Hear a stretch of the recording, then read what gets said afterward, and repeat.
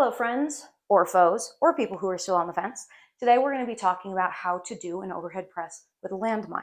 The landmine is kind of nice compared to just a straight barbell overhead press because of that arc that the landmine travels in, where it's here at the bottom and over here at the top, means that the mobility that we need to get overhead comfortably and safely is actually a little bit less than a strict press. So if your shoulders tend to bother you, this might be a really good option to try.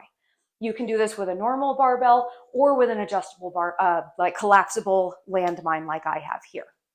I do like using these, this bar for these just because it helps get your shoulders into a really good position. But if you don't have this, you can always try it just doing the single bar like this or a single arm. That's also fine.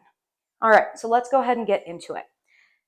The hardest part of this, maybe the hardest part, I don't know, hardest part at the beginning, is actually getting this from the ground to this catched position up here.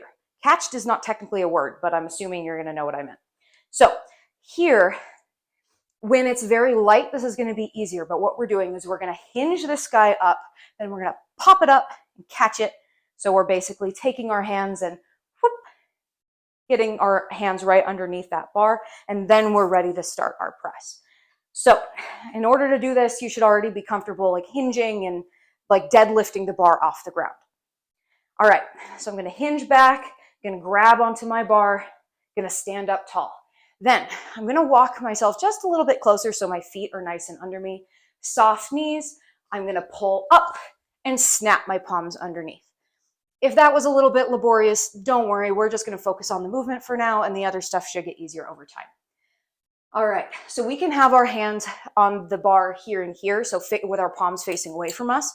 Or if your shoulders tend to give you a little bit of trouble, you can go to these cross bars here where your palms are facing each other. That's a little more comfortable for me, so I'm gonna do that. Now, when we're pressing up and overhead, we wanna make sure that we're not standing straight up because then we're gonna be pushing out, not overhead. So from here, you're gonna walk your feet back a little bit so you're leaning into the bar a little bit.